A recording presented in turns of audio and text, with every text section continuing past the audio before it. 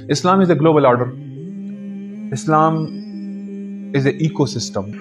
Islam is a framework, is a structure, اور اس کا اپنا ایک ورلڈ اکنامک آرڈر ہے. تو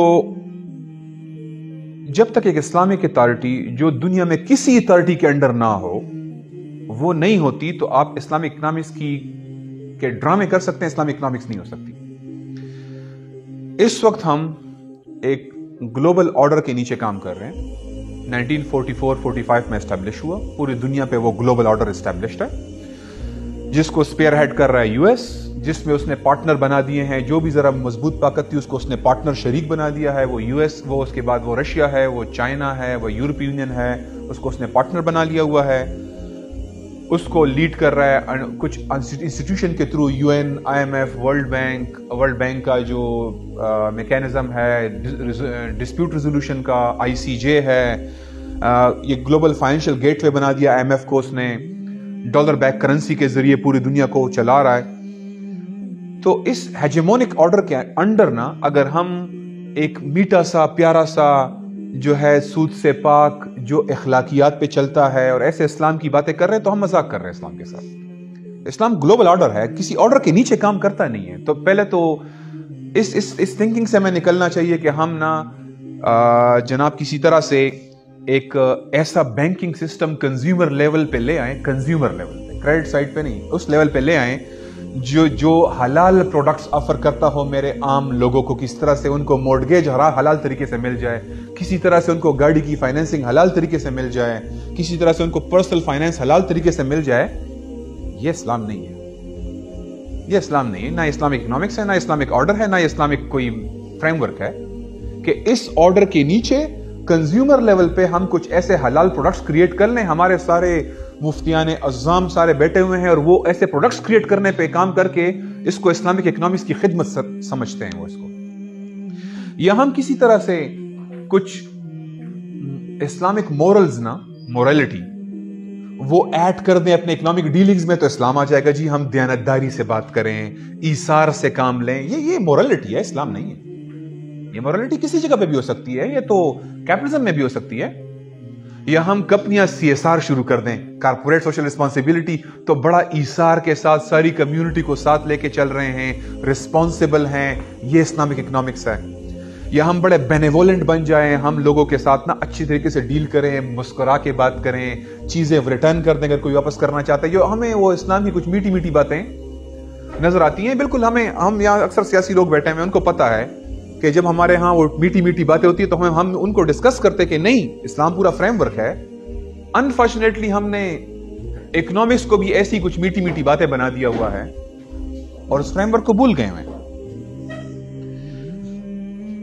یہ اسلام کے ساتھ ایکچولی مذاق ہے جب ہم اس طرح سے بات کرتے ہیں جس میں وہ ایک سرمایہ دار نظام کے سامنے ایک مؤدب غلام بن کے نا اس کے سامنے جھکا ہوا ہے اور اپنے گھر کے اندر وہ میٹھی میٹھی باتیں طریقوں سے اکنامکس چلا رہا ہے. یہ اسلامک اکنامکس نہیں. سو لیٹس، جس طرح سوشلزم ایک ورلڈ آرڈر ہے وہ کسی آرڈر کے نیچے کام نہیں کرتا.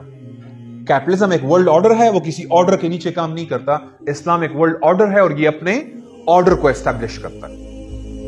تو ہمارے پاس جو اس وقت ساری half cooked half baked efforts ہیں، جہاں پہ ہمیں کوئی ملیشیا میں کوئی ریسرچ کرتا نظر آ رہا ہے، کوئی قطر میں ریسرچ کرتا نظر آ رہا ہے، کوئی کویت میں کرتا نظر آ رہا ہے، کوئی اسلامک بینکنگ کے مفتیان کے فورم پہ کچھ پروڈکٹس ڈیزائن ہو رہے ہیں اور وہ کوشش کر رہے ہیں کس طرح سے وہ سود سے پاک بینکاری کا کوئی ماڈل لے آئیں.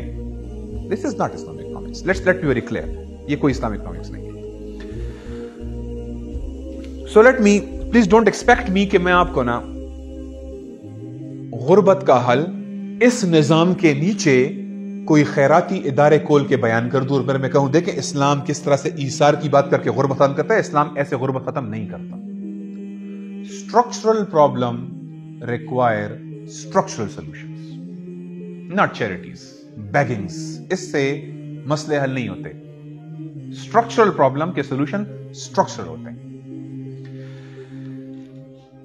نہ ہی یہ ہماری ڈیوٹی ہے ایز اے مسلم اکانومسٹ کہ ویسٹ نے جو پرابلم کریٹ کیے ہیں، current account deficit, fiscal deficit جو ہمارے ہیں، یا انفلیشن، یا ان کی کریٹڈ پاورٹی کو میں उनका निजाम बरकरार भी रखूं और मैं सॉल्व कर दूं। यह मेरा काम नहीं है। Why you want me कि आपके निजाम ने जो प्रॉब्लम प्रोड्यूस किए हैं उसका सॉल्यूशन मैं आपको अपने निजाम से दूं। मेरा निजाम, मैं आपको ऐसा निजाम देने का पाबंद हूं जिसमें ये मसले नहीं है, जिसमें करंट अकाउंट डेफिसिट का मसला नहीं आएगा, जिसमें फिस्कल डेफिसिट का मसला नहीं आएगा, जिसमें आपको स्टेट बैंक से बोरोइंग नहीं करनी पड़ेगी, जिसमें इन्फ्लेशन इस तरह हाइपर इन्फ्लेशन या इवन इन्फ्लेशन नहीं एग्जिस्ट करेगी। मैं वो निजाम देने का पाबंद हूं बतौर मुसलमान, लेकिन मैं आपका निजाम रहे और उसके अंदर मैं आपको मसले सॉल्व करके दूं, ये मेरा काम नहीं है, क्योंकि मेरा पास इस्लाम इकोसिस्टम है। मैं आपको आईफोन के अंदर एंड्रॉइड के ऐप नहीं चला सकता, मेरे ऐप्स आईफोन में ही काम करते हैं। आप मुझसे पार्ट इंप्लीमेंटेशन चाहते हैं, वो नहीं होगा। आप मुझसे इस निजाम में एक इस्लामी हलाल प्रोडक्ट्स बनाना चाहते हैं, एक दो मैं एप्स इंस्टॉल कर भी दूंगा किसी तरह से अमेंड करके, वो आधे काम करेंगे आधे काम नहीं करेंगे। It will not function. Why? Because it's ecosystem. इसका अपना एक पूरा स्ट्रक्चर है, अपने फ्रेमवर्क से, अपने उसूल हैं, अपनी बुनियाद है। मैं हर चीज अकीदे से निकालता हूं, आप हर चीज बेनिफिट से निकालते हैं। मेरी बेसिस ही कुछ और है। मैं इसके लिए गुर्बत कबूल करने पर तैयार हूं, आप नहीं तैयार। मैं जिहाद के लिए अपना सब कुछ कुर्बान करने पर तैयार हूं, मुझे प्रॉब्लम नहीं है इससे। मैं तबूक के अंदर मैं सब कुछ कुर्बान कर देता हूं, आप नहीं तैयार। मेरा अपनी बेसिस है, आपकी अपनी बेसिस है। इसलिए मैं इस निजाम के मसले हल करने का जिम्मेदार नहीं, मैं ऐसा निजाम देने का पाबंद हूं जो कि जिसमें ये मसले नहीं है। ये मेरी ड्यूटी है। अच्छा, अब मेरा निजाम आपको उसमें ऐसे ब्रेकडाउन्स नहीं है, recession, stagflation, bast, boom, inflation, hyper inflation, rampant poverty. मैं आपको यह निजाम देने का पाबंद हूं, लेकिन आपके निजाम की सोल्यूशन ये मेरा काम नहीं है। हां, अनफॉर्चुनेटली ट्रांजिशन के प्रॉब्लम मेरी ड्यूटी बन गई हुई है। ओरिजिनली तो मुझे वो निजाम देना था जिसमें मसले नहीं है, लेकिन अब ट्रांजिशन के मसले भी मेरे ऊपर पड़ गए, क्योंकि जब मैं सिस्टम को बदलूंगा तो उस वक्त जो ट्रांजिशन होगी ये अब मेरे ऊपर पड़ गया है, और ये एक वन टाइम एफर्ट होगी जिसमें शायद कुछ ऑब्स्टिकल आए, कुछ हर्डल आए, कुछ सेक्रीफाइस हो, लेकिन ये एक दफा का मसला होगा। उसके बाद हम आपको स्टेबल सिस्टम देने के पाबंद हैं। सो just to re-emphasize before starting the Islamic principle, we don't have any patchwork to reform capitalism. Capitalism is dead, it requires burial. इसका जनाजा पढ़ने की जरूरत है। बस कैपिटलिज्म का जनाजे का टाइम है। हम कैपिटलिज्म को अब एक सोशलिस्ट कैपिटलिज्म और इस्लामिक कैपिटलिज्म, और ये कैपिटलिज्म बड़ा फ्लेक्सिबल है, ये ना अपने अंदर पूरा सोशलिज्म भी अपने अंदर डाल लेता है। अब ये वो चाइना के अंदर भी कैपिटलिज्म है, लेकिन वो सोशलिस्ट कैपिटलिज्म का एक मिक्सचर बना देते हैं अपने आप को। ये बड़ा फ्लेक्सिबल है, तभी तो चल रहा है। सोशलिज्म के अपने क्लियर आइडियल्स थे, इन्होंने यार चीज एडजस्ट कर लेते हैं। ये आपको स्कैंडिनेवियन की अलग कैपिटलिज्म नजर आएगी और अमेरिकन अलग कैपिटलिज्म नजर आएगी, तो उनके पास बड़ी फ्लेक्सिबिलिटी है, लेकिन हम आपको ये नहीं देने के लिए बैठे हुए। अच्छा, लेट्स स्टार्ट विद नाउ। मेरे आगे स्पीच के ना दो मेजर सेक्शंस हैं।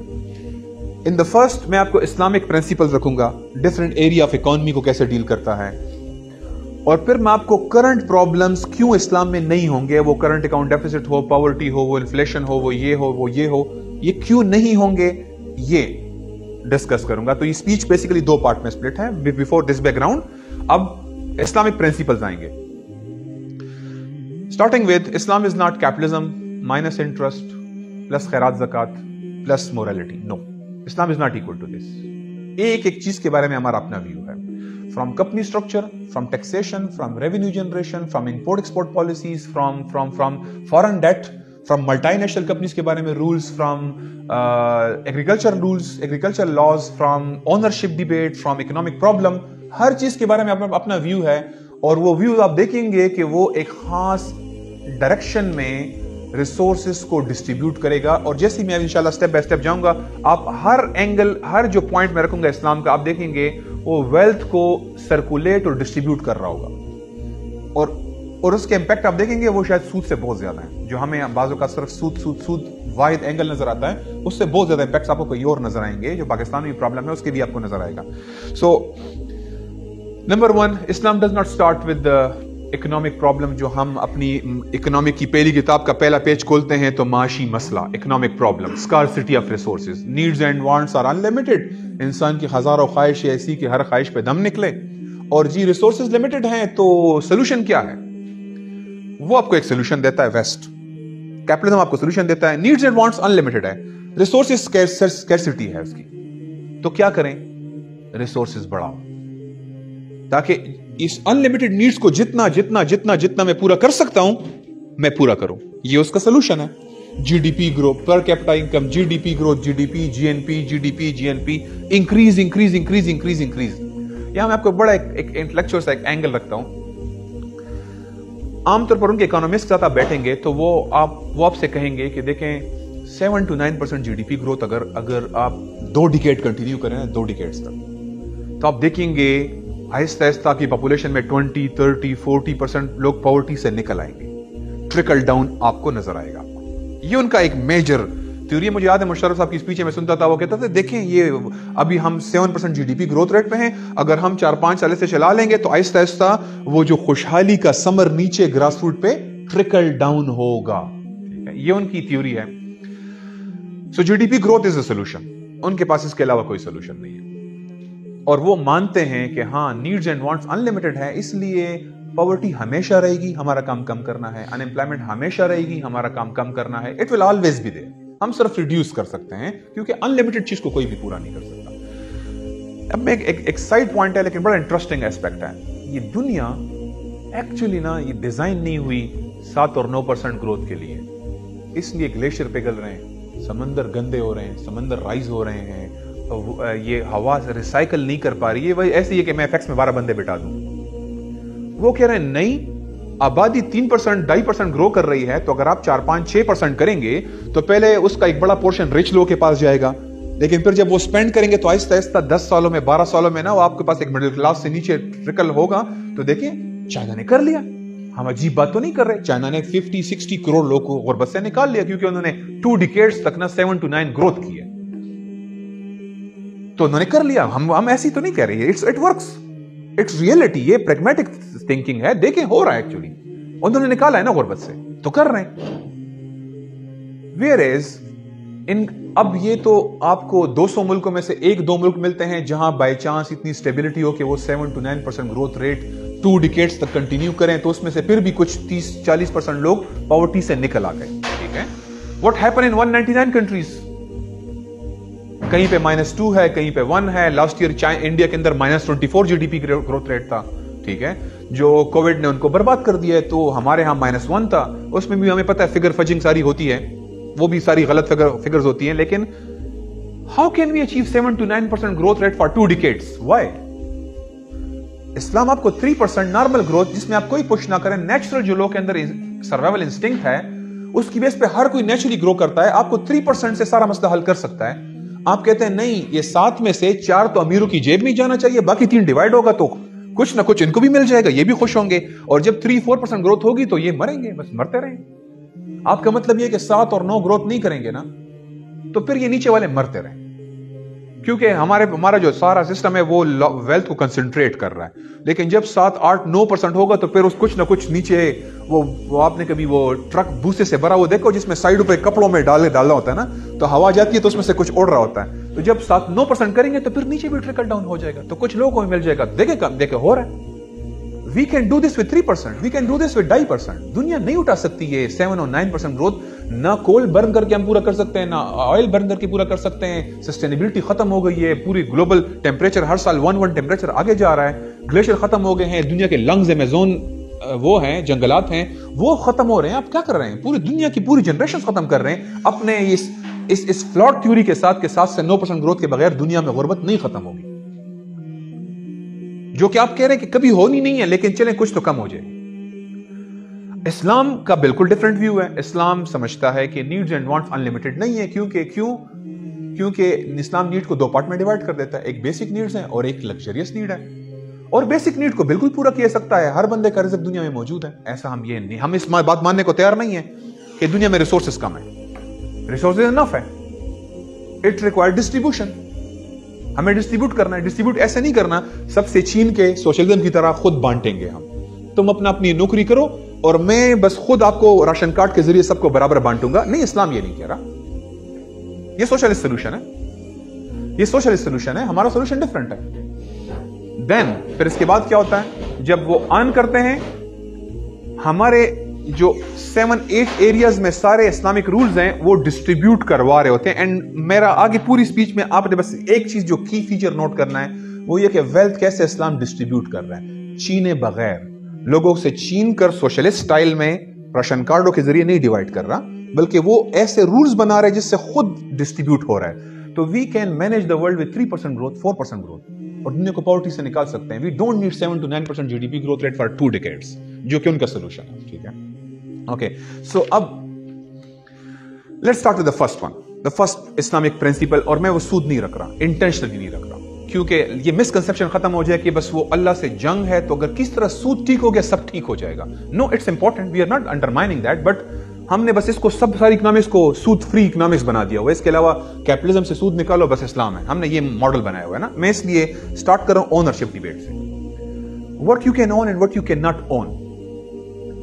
Western capitalist model freedom of ownership آپ کو دیتا ہے. ٹھیک ہے، فریڈم آف اونرشپ کا مطلب ہے کہ اگر آپ کے پاس پیسے ہیں تو آپ IPPs بجلی بنانے کے کارخانے خریدیں، آپ جو ہے سڑکیں بنائیں پبلک پرائیویٹ پارٹنرشپ پہ، آپ جا کے اسٹیل مل اون کر لیں، کمپنیاں اون کر سکتی ہیں، ریلوے لائن پورے ریلوے ٹریکس آپ اون کر لیں، آپ اس کے اوپر اپنے پیمنٹ لیں لوگوں سے، اپنے ریلوے اسٹیشن، ایئر لائن ساری، مارگریٹ تھیچر نے سارے برٹش ایئر ویز اور برٹش ٹیلی کام سب جا کے پرائیویٹائز کر دیا.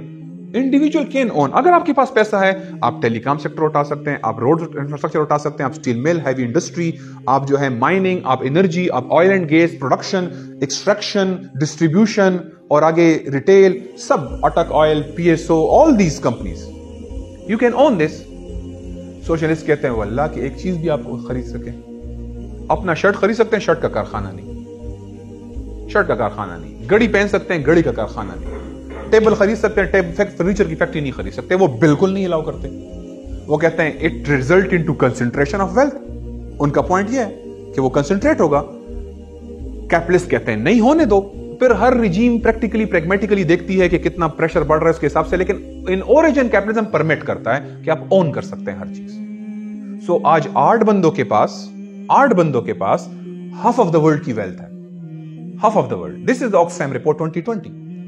8 people now owns. اور یہ 4-5 سال پہلے 62, 85 اور 67 کی فگرز تھی، اب 8 پہ پہنچ گیا ہوا ہے. 3% owns more than 50 countries GDP. 3%. India میں 2007 کی report 30 family now own 1/4 of the GDP. پوری کنٹری کا 1/4 GDP صرف 30 فیملیز کے پاس ہے. پاکستان میں ڈاکٹر محبوب اللہ کی رپورٹ 60s میں بڑی پاپولر ہوئی تھی، جس کے بعد انہوں نے نیشنلائز کیا ہوا تھا کہ جی 22 خاندان والی جو ساری سٹوری تھی کہ جی یہ اتنا اون کر رہے ہیں، انشورنس کمپنیاں ان کی ہیں، یہ ان کا ہے، یہ ان کا ہے، سب کچھ ان کے پاس ہے. اس میں میاں صاحب کی بھی فیکٹریاں بھی گئی تھی. اب دیکھیں یہ 2 ایکسٹریم آپ کو ایک فارم نظر آتے ہیں. اسلام کا وزڈم ڈیوائن وزڈم ہے. حدیث میں نبی صلی اللہ علیہ وسلم نے فرمایا الناس شرکاء فی الثلاث الماء والکلاء والنار.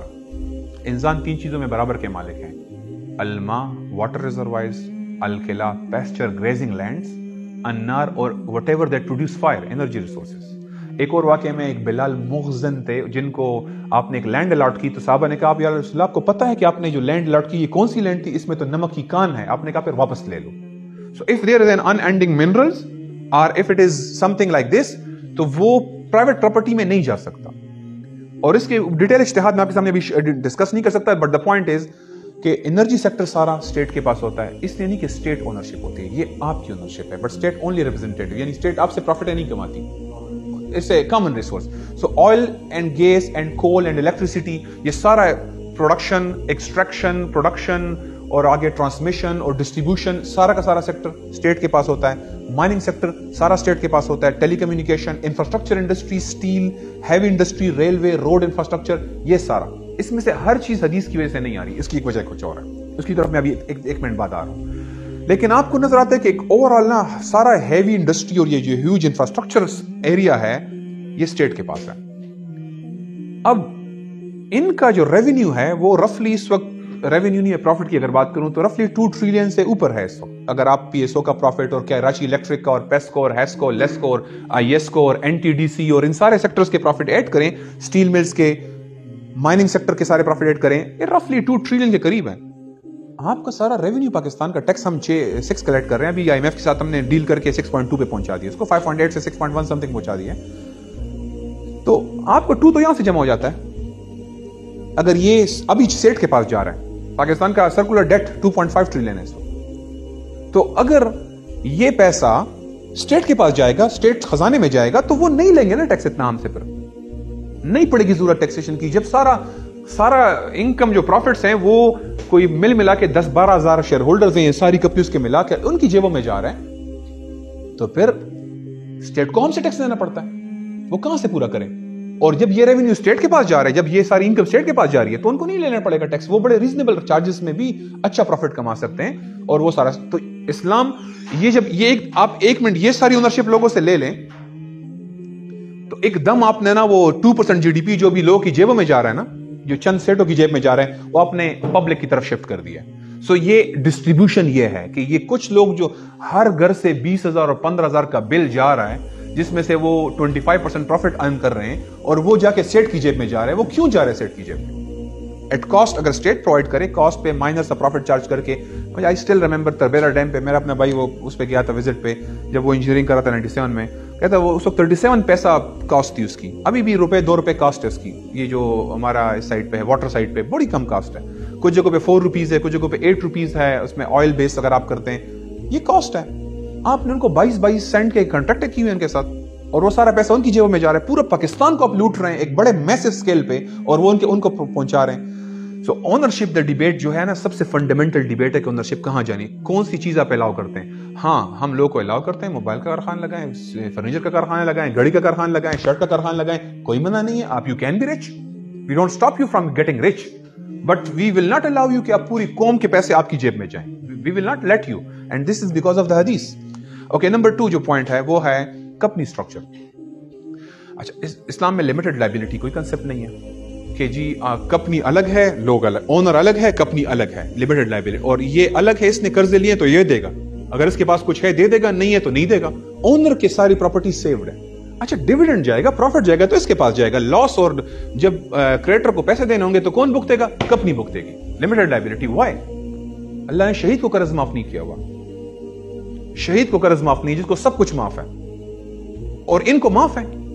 बैंक्रप्सी डिक्लेयर कर दो, बैंक्रप्सी के बाद जो अवेलेबल है वो ले लो, किसी को 40% मिला, किसी को 30% मिला क्रेडिटर्स को, और बाकी सारे नो। ये पूरा जो कंपनी स्ट्रक्चर है इस्लाम में पार्टनरशिप्स हैं, पार्टनरशिप बिल्कुल अलाउड है, बट अनलिमिटेड लायबिलिटी आपकी, आप अपने भुगतेंगे इसको। अब पार्टनरशिप हो सकते हैं ये जो पब्लिक लिमिटेड कंपनीज जहां पे हंड्रेड्स ऑफ शेयर होल्डर्स हैं, ये नहीं हो सकते। हम हर पार्टनर मेरे साथ इकरार इजाब कबूल करेगा तो ऐड होगा, मैं उस पर ट्रस्ट करूंगा, हर बंदा खुद चला सकता है, हर बंदे को हक है। Directors will not run the company, the owner will run the company. ये जो अभी हमने सेपरेशन की हुई है, ये ओनर और मैनेजमेंट की, इसका ऑटोमेटिक मतलब है कि आपके पास वही 10-15 बंदा 20 बंदों पार्टनरशिप वाली कंपनियां होंगी। आप बिलियंस नहीं जमा कर पाएंगे कि आप अपनी मर्जी से हैवी इंडस्ट्री चलाएं। मैं आपको जो पॉइंट कहता कि सेकंड पॉइंट है जिसकी वजह से भी ये जो हैवी इंडस्ट्री है, वो अगर हदीस ने मना नहीं भी किया तो हम कर ही नहीं पाते, क्योंकि हम बिलियंस कहां से जमा करें। For example KP oil and gas, ये 10 बिलियन की इक्विटी से स्टार्ट हुआ था। अब 10 बिलियन इक्विटी कितने लोग जमा करेंगे? यू नीड 200-300 पीपल के वो शेयर होल्डिंग के जरिए पैसा गैदर करें। जब मैं ये सिस्टम ही नहीं अलाउ कर रहा तो कैसे जमा होगा? आप 10 करोड़, 20 करोड़, 50 करोड़, अरब जमा कर देंगे, आप कितना जमा करेंगे? So naturally heavy industry will go to the state, automatically सारी हैवी इंडस्ट्री उधर चली जाएगी, तो उसका प्रॉफिट भी स्टेट के पास जाएगा, जो कि नीचे आवाम को फिर वो डिस्ट्रीब्यूट होगा। Point number 3, taxation. ओके, आप इस वक्त पुअर्स को टैक्स कर रहे हैं, रेग्रेसिव टैक्सेशन है, सारी इनडायरेक्ट टैक्सेशन है। पाकिस्तान का इस वक्त जो बजट की फिगर्स हैं वो 60 to 70%, में 10 सालों से वो हर साल पर चार्टे बनाता हूं, 60 to 70 में हमारा इनडायरेक्ट टैक्सेशन है। यानी मैं जब ये खरीद रहा हूं तो इसके अंदर टैक्स है, जब मैं मोबाइल खरीद रहा हूं उसके अंदर टैक्स है, मैं कॉल करता हूं उसके अंदर टैक्स है, रेस्टोरेंट जाता हूं उसमें 6% टैक्स है, हर आइटम के अंदर टैक्सेशन है। जीएसटी है, वो एक्साइज है, वो कस्टम है, वो सरचार्ज है, वो इंटरनेट के ऊपर एफईडी है, वो सिगरेट तंबाकू के ऊपर सेस है, वो रेगुलेटरी चार्जेस हैं, रजिस्ट्रेशन है, प्रॉपर्टी टैक्सेस हैं, हर चीज के अंदर टैक्स है। ओके, आपने ये देखा है कि कौन दे सकता है और कौन नहीं दे सकता? बिल्कुल फंडामेंटल प्रिंसिपल है। आपने ये देखा हुआ है कि कौन दे सकता है, नहीं दे सकता? दूध का डब्बा, जो एक बाहर चौकीदार उधर बैठा हुआ है खेमे में, वो अपने लिए दूध का वो तरंग का डब्बा लेकर आता है, क्योंकि वो दूध अफोर्ड नहीं कर सकता, और वो भी जाके 15% जीएसटी दे रहा है। क्यों? किस तरह से आप टैक्स दे सकते हैं लोगों से? आपका मेजॉरिटी टैक्सेशन आवाम दे रहे हैं, वो रिच तो नहीं दे रहे हैं आपको। रिच भी वो परसेंटेज दे रहे हैं, वो भी घर में मलिक रियाज भी दूध का एक डब्बा यूज करेगा, वो 5 डब्बे तो यूज नहीं करेगा, वो भी वो टैक्स दे रहा है, जो कि यहां पे एक गरीब बंदा है वो भी वही टैक्स दे रहा है। So how can you do this? ठीक है, तो अब वेस्ट का ओरिजिनल कंसेप्ट क्या था? वेस्ट कंसेप्ट यह था, no taxation without representation. If you are MNA and you decide then you can, ٹھیک ہے, بس رول یہ ہے, غلط صحیح کی ڈسکشن تو بات, مورالٹی کی ڈسکشن بعد میں کریں گے. نو ٹیکسیشن وداؤٹ ریپرزینٹیشن, یہ کنسپٹ ہے ان کا. ہمارے پاس یہ نہیں ہے, ہمارے پاس ہے ٹیکس, آپ کا مال ہے, آپ کی جان ہے, آپ کی عزت ہے, یہ سب محفوظ ہے, اور صرف شرع اس کو کر سکتی ہے, افیکٹ کر سکتی ہے. شرع اگر الاؤ کرتا ہے تو میں آپ کی جان لے سکتا ہوں, شرع نہیں الاؤ کرتا میں آپ کی جان نہیں لے سکتا, جس طرح سیالکوٹ میں ہوا ہے. ہم نہیں لے سکتے بندے کی جان. اگر سری لنکا کے اندر سارے مسلمانوں کو مار دیں, ہم ایک یہاں پہ سری لنکن کی جان نہیں لے سکتے, کیونکہ وہ پروٹیکٹڈ ذمہ ہے. ہاں وہ مرڈر کرے گا, میں اس کو مرڈر کر سکتا ہوں قصاص میں. سو شرع مجھے یہ حق دیتی ہے کسی کی جان, مال, عزت کو ہیٹ کرنے کی, otherwise I have no right کہ میں کسی سے یہ رائٹ وہ لے سکوں. تو اب کسی کا مال ہے, میرے جیب میں پیسے ہیں, آپ مجھے لوٹ رہے ہیں. Actually this is actually theft. یہ تھیفٹ ہے جو آپ کر رہے ہیں میرے ساتھ, جو ٹیکس لگا رہے ہیں. یا تو مجھے شرع سے دلیل دو کہ آپ کو اللہ نے کہا ہے کہ تم اس کیس میں لے سکتے ہو, یو کین. ادروائز حدیث ہے, ان صاحب المقص فی النار, جو مقص ٹیکس لے گا دوزخ میں جائے گا. لا يدخل الجنہ صاحب المقص, جو ٹیکس لے گا جنت میں نہیں جائے گا. امیجن دیز جابس, دس FBR کی جابس, ٹھیک ہے. So they will not enter paradise, they will go to hellfire. In fact ایک اسکالر ہیں ابو بکر الجساس, وہ کہتے ہیں this is worse than سود, this is worse than زنا. کیونکہ یہ آپ جبرن لے رہے ہیں, دوسروں کا مال چھین رہے ہیں. اب اسلام میں اپنا ہے ریونیو سسٹم, میں اس کی طرف بعد میں آتا ہوں, کیونکہ ہمیں بھی اسٹیٹ چلانے کے لیے ریونیو سسٹم چاہیے, اسٹریمز چاہیے پوری. لیکن یہ جو سارا ٹیکسیشن ہے, انڈائریکٹ ٹیکسیشن, اور اٹھا کے لے جا کدھر رہے ہیں, 3000 تقریباً ہم جا کے 2600 بینکس کو دے رہے ہیں, ڈومیسٹک ڈیٹ سروسنگ ہے, اور کوئی 300 to 400 بلین جو ہے وہ IMF کو پے کر رہے ہیں. سو لوگوں کو میں لوٹ کس لیے رہا ہوں, اس لیے لوٹ رہا ہوں کہ یار چلیں میں سڑکیں ہسپتال اور وہ بنا رہا ہوں, میں پھر بھی کہیں مورالٹی سے اس کو کہہ دوں کہ یار ٹھیک ہے اسلام نے لاؤ نہیں کیا, لیکن ان کا مقصد تو نیک ہے نا. مقصد یہ کہ IMF کو پے کرنا ہے, مقصد یہ کہ ہم ڈیٹ سروسنگ کرنا چاہتے ہیں, دیٹس دا پرپس. سو یہ پورا ٹیکسیشن. اب اسلام بالکل اپوزٹ, ہم نے اس طرح کے ٹیکسیشن کے بغیر ہندوستان کی GDP ورلڈ کی 27% پہ چلی گئی تھی. اس ٹیکسیشن کے بغیر ہم نے چلایا, ہم نے 1000 ایئر تک دنیا چلائی ہے, اور ہم نے اس ٹیکسیشن کے بغیر چلایا. کبھی کبھار کسی ظالم حکمران نے کسی پہ غلط ٹیکس لگایا, اگلا آیا اس نے ڈائریکٹ سارے ختم کروا دیا. We are always rich. So ہمارے پاس پوری ہسٹری بڑی بڑی ہے. ہمارے پاس یہ جو بلڈنگز نظر آ رہی ہے نا, کہ لوگ کہتے ہیں جب وہ آکسفورڈ بنا رہے تھے تو آپ بلڈنگ بنا رہے تھے, ہم بلڈنگ اس لیے بنا رہے تھے کہ ہمارے پاس پیسے بہت تھے, ہماری اکانومی بڑی اسٹرانگ تھی, ہمارے پاس انڈسٹری اسٹرانگ کڑی تھی. یہ بلڈنگیں ٹاپ کلاس انجینئرنگ کے بغیر بن نہیں سکتی, تو اس لیے ہم بنا رہے تھے. جس طرح وہ ایفل ٹاور بناتے ہیں, وہ اسٹیچو آف لبرٹی کھڑا کرتے ہیں, تو آپ کہتے ہیں واو, اور ادھر ہم اس سے زیادہ شاندار چیزیں بنائیں, وہ بھی 300 سال پہلے, تو آپ کو وہ عیاشی لگتی ہے. سو وی ور اسٹینڈنگ ایٹ ادر پلیس, ہم کسی اور جگہ پہ کھڑے تھے. اوکے, افریقہ رشتہ, ہمارا افریقہ رشتہ, گلف رشتہ, پورا عرب رشتہ, پورا ایشیا رشتہ, کون سی جگہ جہاں ہم نے یہ ٹیکسیشن لیے بغیر کوئی غربت لے کر آ گئے تھے, ہم نے اس کے بغیر خوشحالی دکھائی ہے. The number next, agriculture and land laws. Currently Pakistan میں قریباً نا, میں فگر تھوڑی پرانی ہے, 1 کروڑ ایکڑ جو ہے زمین ہے وہ کلٹیویبل بٹ کلٹیویٹڈ کے کیٹیگری میں فال کرتی ہے. جو اگر پاکستان کے ایگریکلچر سروے اٹھائیں تو اس کیٹیگری میں ہے. Of course there will be some other problem as well, جس کی وجہ سے ہم کلٹیویٹ نہیں کر پا رہے, بٹ ان تھیوری اسٹیٹ کے پاس اس وقت 1 کروڑ لینڈ ایسی ہے جو کلٹیویبل بٹ ناٹ کلٹیویٹڈ کیٹیگری میں فال کر رہی ہے اس وقت. پھر ہمارے پاس ایسے انگریزوں کے وفادار ہیں جن کو ہم نے 1 لاکھ ایکڑ زمین, انکلوڈنگ اکبر بگٹی کو 1 لاکھ ایکڑ زمین ملی تھی 47 میں, جو 20 سال کا تھا. سو ہمارے پاس ایک پوری کلاس ہے جن کو لینڈز الاٹ کی گئی because they were faithful and loyal to the English, جو کاش نہیں ہو رہی. اب میں اسلام کے کون سے رول کنیکٹ کر رہا ہوں اس کے ساتھ. ہماری ییلڈ جو ہے وہ تقریباً ہاف ہے میکسیکو اور انڈیا کی, اور ویسٹرن کنٹری سے ییلڈ تو اور بھی کم ہے. نہ اچھی سیڈ ہے, اس سال DAP 9000 کی مل رہی ہے, نہ لوگوں نے اس سال کوئی 30-40% لینڈ میں DAP نہیں ڈالا کیونکہ وہ افورڈ ہی نہیں کر سکتے تھے. سو ہم ایگریکلچر کے پروڈکٹس امپورٹ کر رہے ہیں, that's the reality currently. Despite we have the capacity to feed the Central Asian and Afghanistan, یہ کیپیسٹی کے باوجود یہ ریئلٹی ہے اس وقت. اب اسلام اس کے بارے میں ہمیں کیا بتا رہا ہے؟ اسلام ہمیں بتاتا ہے کہ رول نمبر 1, جو بنجر زمین کو آباد کرے گا وہ اس کا مالک بن جائے گا.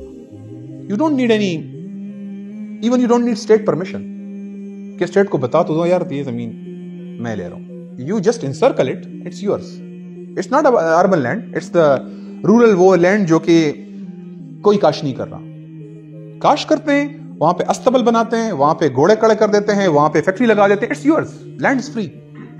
اگر آپ بنجر زمین آباد کر لیں گے, جو 3 سال کاشت نہیں کرے گا اس کو, وہ بے شک اس نے کروڑوں کی خریدی, اس کو واپس کرنی پڑے گی زمین. Again not urban land but these lands, ٹھیک ہے. اگر آپ کاشت نہیں کرتے واپس لے لی جائے گی. یہ حدیث ہے, اسٹریٹ فارورڈ حدیث ہے. اور نمبر 3 جس پہ اختلاف ہے, بٹ مزاریات جائز نہیں ہے. You have to cultivate it yourself or through employee. You can not just share cropping نہیں ہو سکتی کہ فصل نہیں ہوئی تو وہ مارا جائے گا. نو, یو ہیو ٹو. حنافی سے ڈس ایگری کرتے ہیں, دیٹس وائی ہمارے ہاں ڈفرنٹ رول ہے. But otherwise this is the 3 school of thought کا یہ اوپینین ہے کہ آپ مزاریات نہیں کر سکتے. اس کا مطلب کیا ہے؟ لینڈ آپٹیملی ڈسٹریبیوٹ ہونی ہے. اس کا مطلب ہے لینڈ آپٹیملی ڈسٹریبیوٹ ہو رہی ہے. یہ سارے جو اولڈ گارڈز ہیں انگلش کے, ان سے زمینیں واپس لی جا رہی ہیں. یہ سارے جو گریجویٹس ہیں ایرڈ ایگریکلچر یونیورسٹی کے ہیں, یا وہ فیصل آباد یونیورسٹی کے ہیں, یا پشاور میں ایگریکلچر ڈپارٹمنٹ کے, وہ BBA نہیں, یہ جو ایگریکلچر والے ہیں, ٹھیک ہے. تو ان کو ہم 50 ایکڑ زمینیں لے رہے ہیں ہم سے, with free seed, with initial interest free loans کے ساتھ, کہ وہ زمینیں آباد کریں. آپ کے سارے جو اس وقت چوکیدار کڑا ہے باہر, یہ مالی کڑا ہے, جو موچی کڑا ہے, گاؤں سے آ رہا ہے, جس کو گاؤں میں کچھ نہیں مل رہا, تو یہاں سٹی کے اندر چھوٹی سی 10,000 15,000 12,000 کی نوکری کر رہا ہے. یہ سارے they are going back to their rural areas. یہ سب آباد کر رہے ہیں, آپ کی اپنی زمینیں آباد کر رہے ہیں, ٹھیک ہے.